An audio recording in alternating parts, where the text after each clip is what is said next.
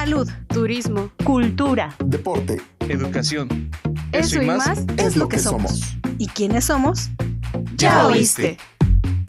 El programa del Instituto de Seguridad y Servicios Sociales de los Trabajadores del Estado.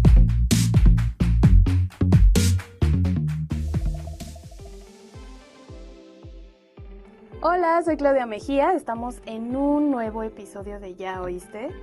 Me acompaña la doctora Carelia Mendoza, ella es ginecobstetra. ¿Cómo estás? Muy bien, muchas gracias por la invitación, un Gracias gusto saludarlos. a ti. Ya habías estado con nosotros, ¿no? Ya en alguna ocasión previa. Sí. Pues bienvenida nuevamente. Gracias. En esta ocasión pues le toca a las mujeres. Sí. Hace mucho no nos tocaba nada más a nosotras, entonces nos toca. Vamos a hablar de ovario poliquístico. Más bien, síndrome de ovario poliquístico. Hay que nombrarlo como es. Claro. Este síndrome, yo recuerdo, fuente TikTok, que el signo o el signo más destacado, por así decirlo, de la enfermedad es cuando a las mujeres les sale barba, pero no es solamente eso. Vamos a ver por qué es, si hay alguna causa de por medio o cuáles son los factores que pueden traer esta enfermedad. Claro.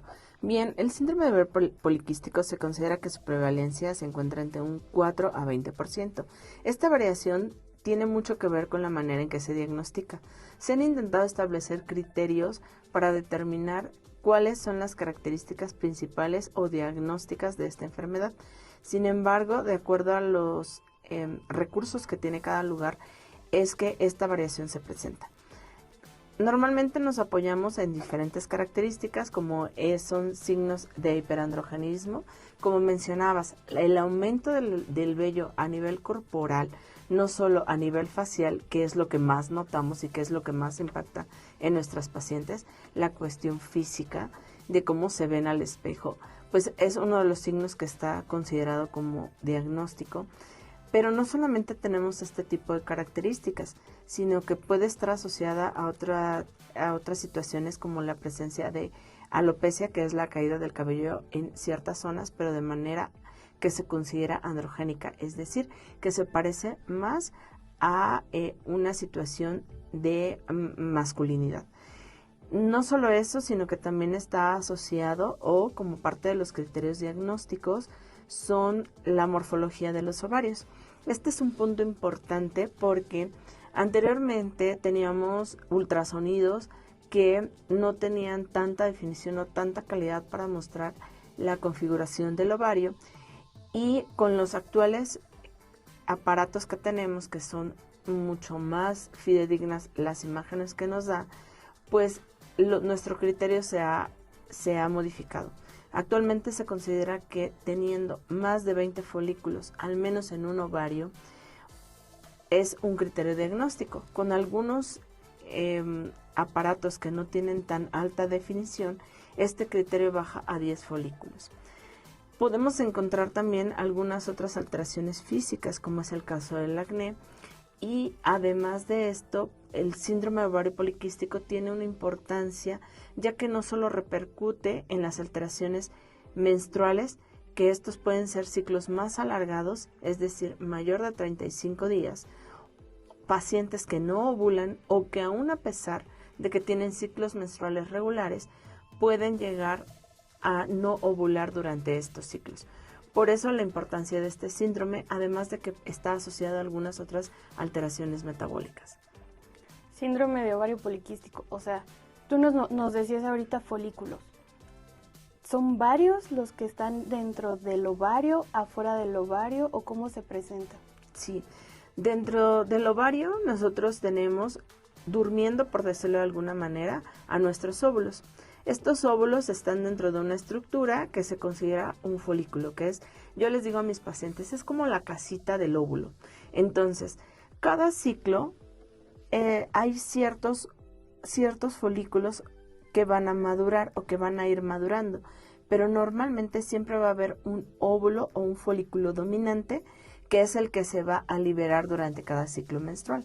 A eso le llamamos la ovulación. Sin embargo, pues dentro de esta estimulación que se genera sobre el ovario, hay varios folículos que son las casitas de los óvulos que van a crecer, pero no todos van a madurar, algunos se van a quedar en el camino.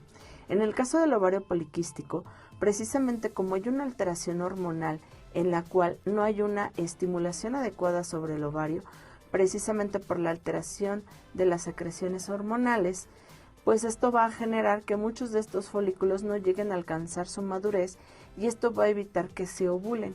Por lo tanto, eso va a generar que tengamos alteraciones de los ciclos menstruales. Entonces, ¿eso también puede ser un factor para ser infértil? Sí, se considera que muchas de las pacientes con infertilidad van a cursar con alteraciones hormonales, como es el caso del síndrome de ovario poliquístico, que alrededor del 20% de pacientes con infertilidad cursan con síndrome de ovario poliquístico.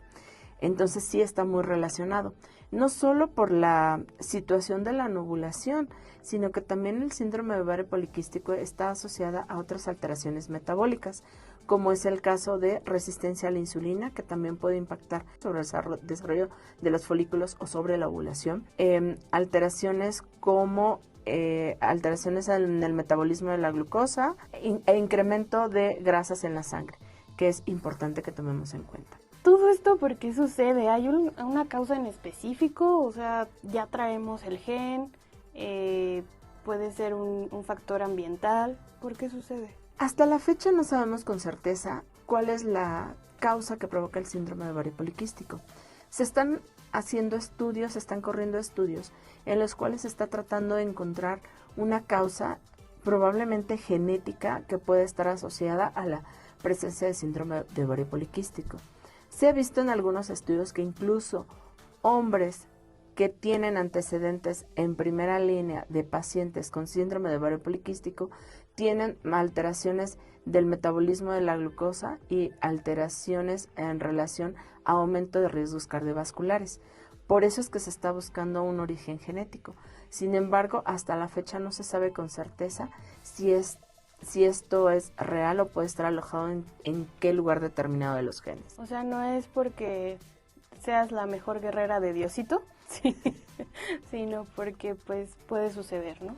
Sí, en definitiva, aunque nosotros quisiéramos evitar cualquier estilo de vida que nos pueda llegar a tener como factor de riesgo para el desarrollo de síndrome de ovario poliquístico, hay situaciones que todavía no podemos asociar de manera directa para producir esta enfermedad.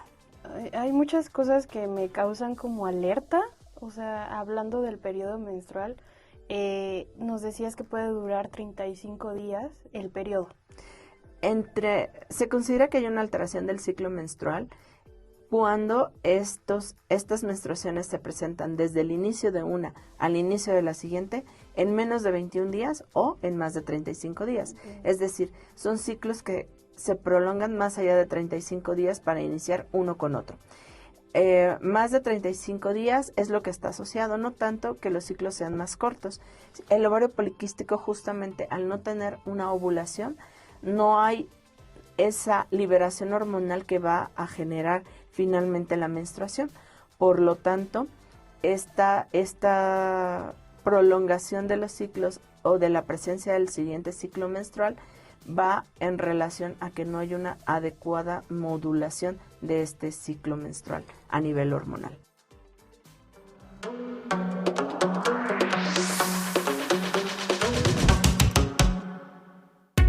¿Ya nos sigues en nuestras redes sociales oficiales?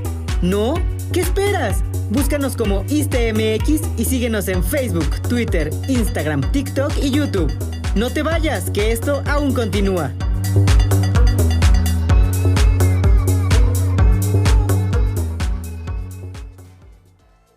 O sea que si son más de 35 días al año, puedes tener 10 menstruaciones, por así decirlo. 10 menstruaciones o menos. De hecho, entre los criterios para considerar que hay alteraciones del ciclo menstrual relacionadas a síndrome de ovario poliquístico son pacientes que tienen 8 ciclos o menos al año.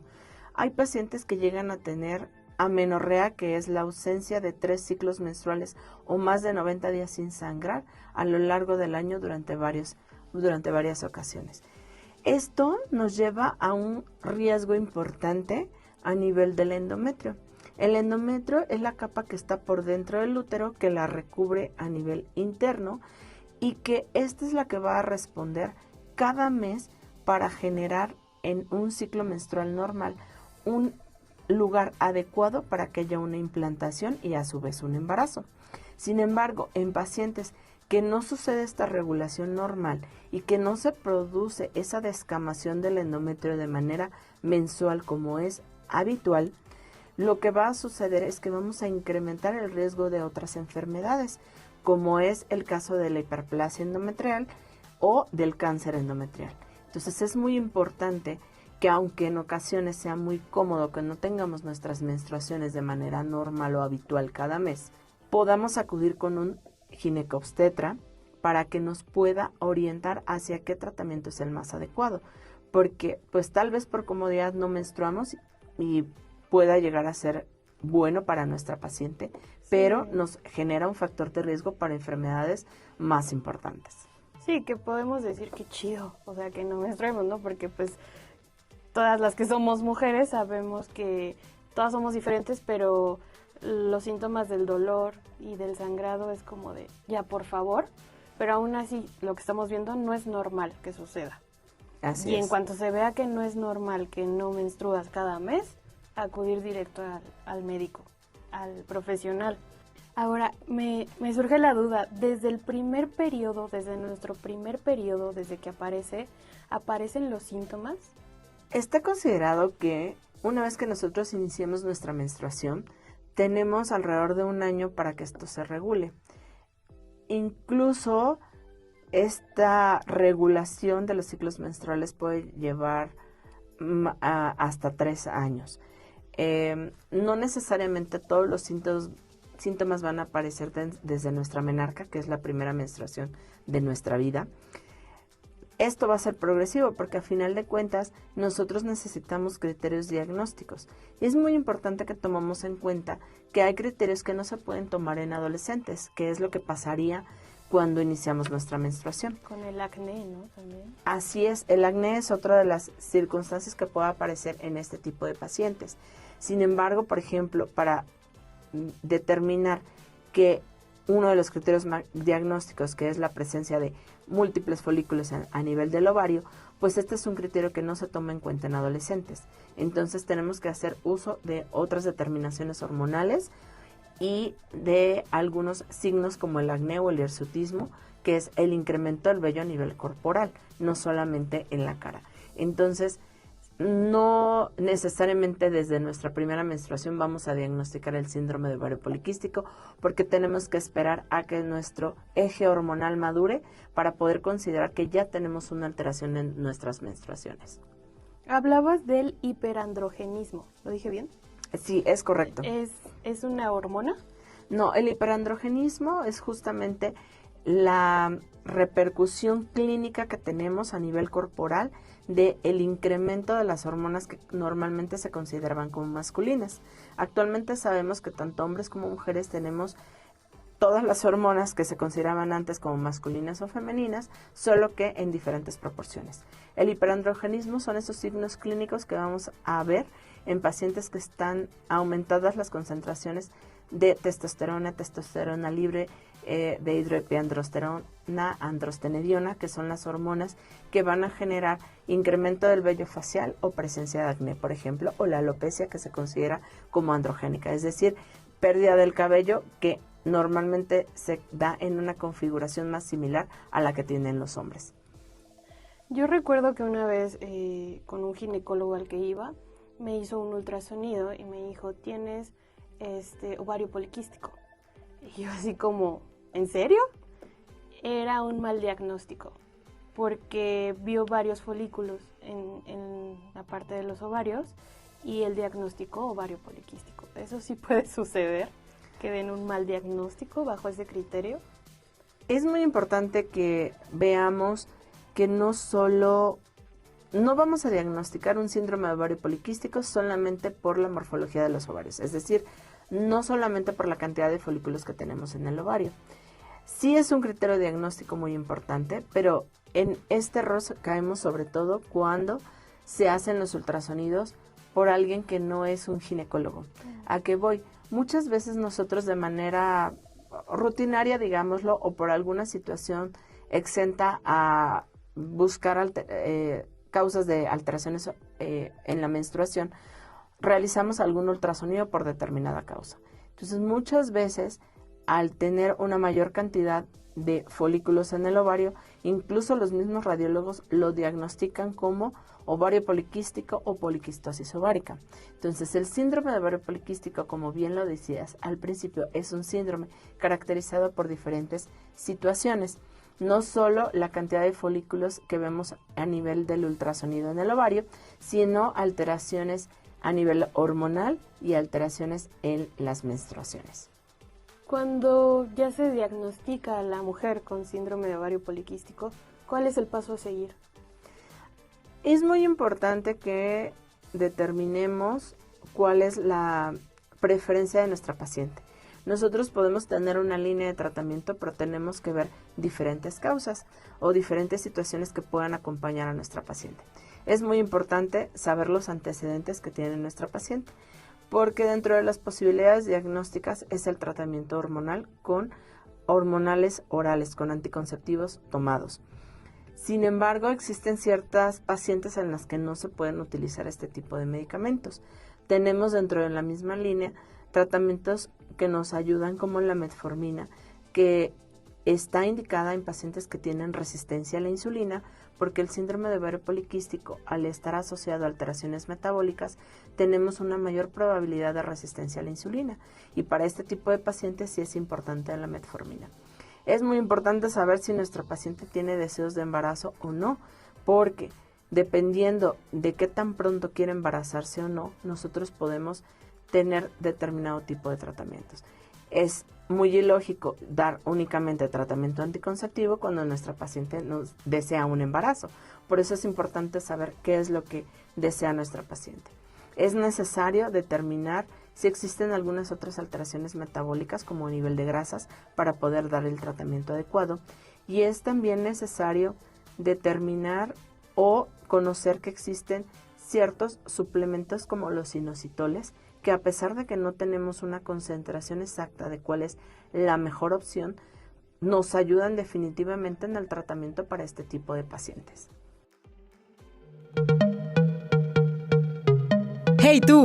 No te muevas, esto aún no termina. Y si te perdiste algún programa, puedes escucharlo en tu streaming favorito. Estamos como ya oíste.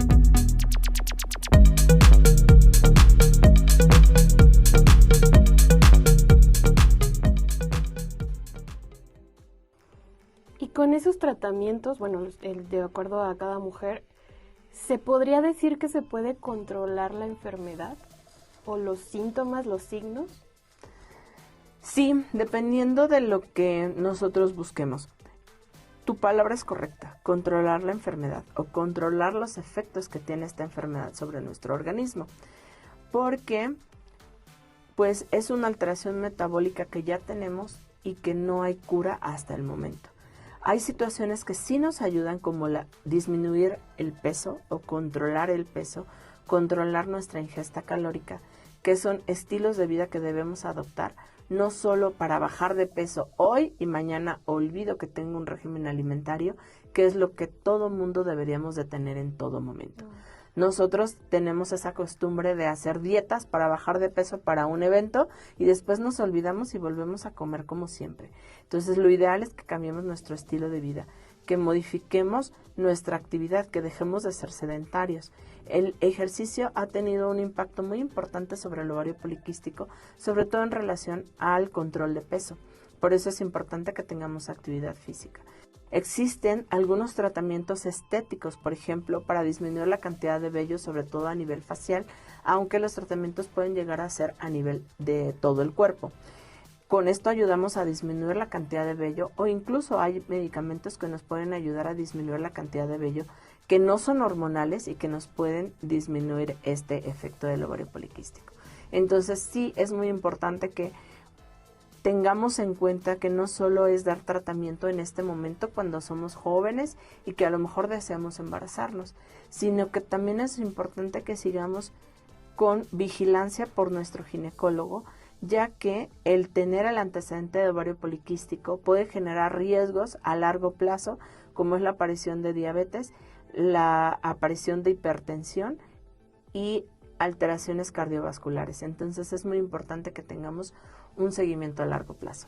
Definitivamente los hábitos saludables siempre salen aquí en este podcast. Sí. Porque nos hemos dado cuenta que en todas las enfermedades, para prevenir, para controlar una enfermedad, hacer ejercicio, comer bien, evitar el cigarro, evitar el alcohol, dormir bien, sobre todo también, son factores que pueden influir muchísimo en el control de tu enfermedad y en tu recuperación.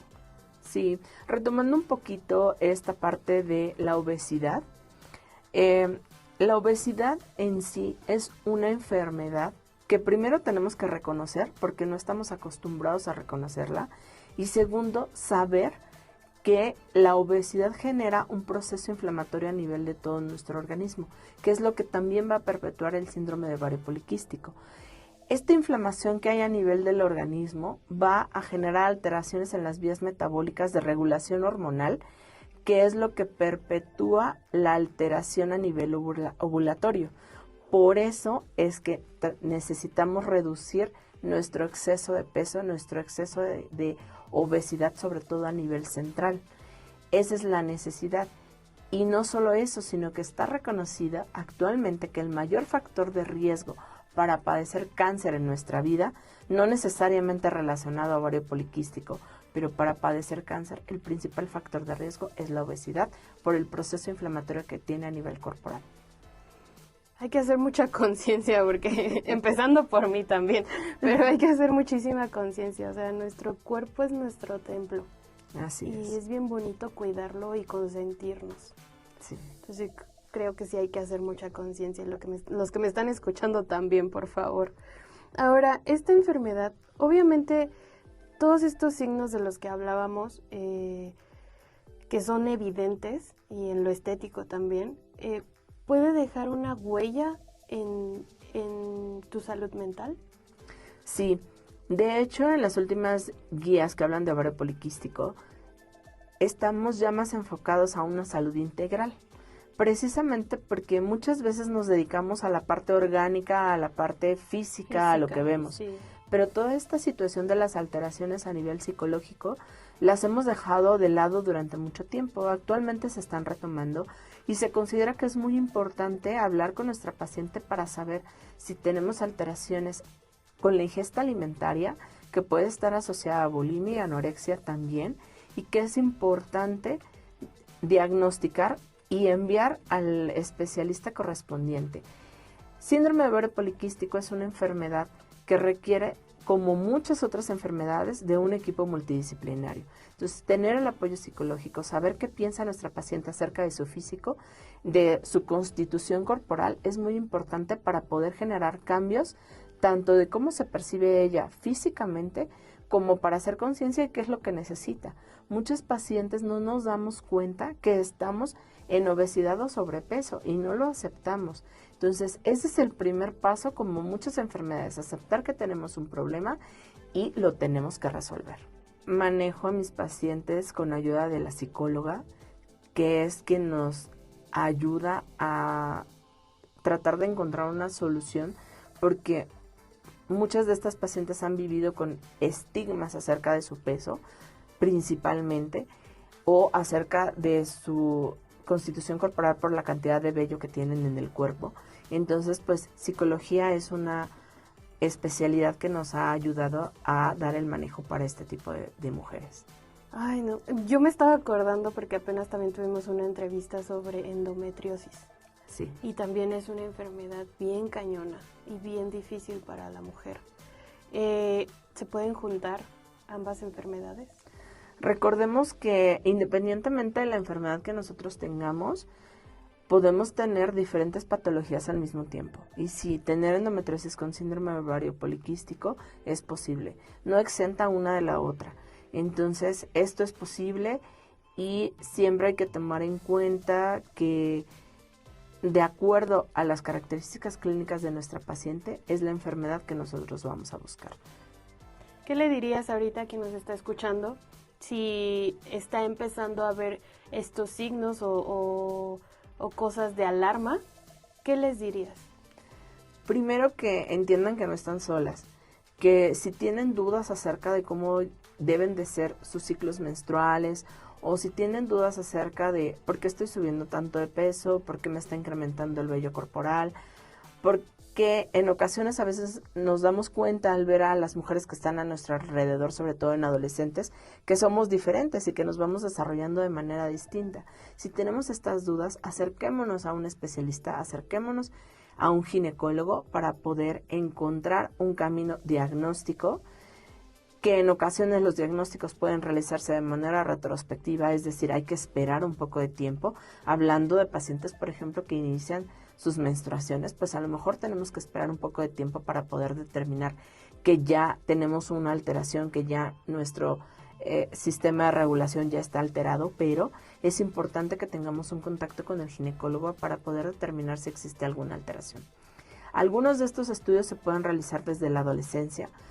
Se tiene que buscar la estrategia para evitar el incremento de peso y es importante que lo hagamos lo antes posible. Okay. También mucho apoyo de sus padres y de las parejas.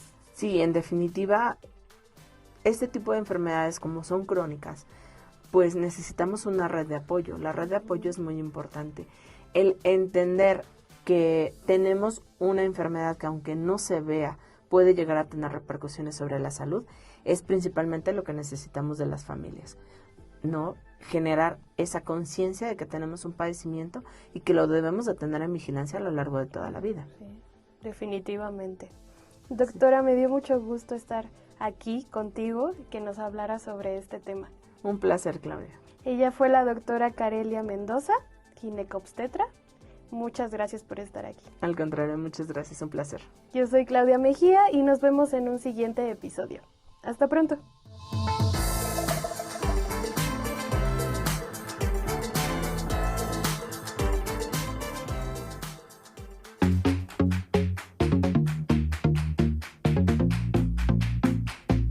Salud, Turismo, cultura, Deporte. Educación. eso y más Es lo que somos. ¿Y quiénes somos? ya oíste.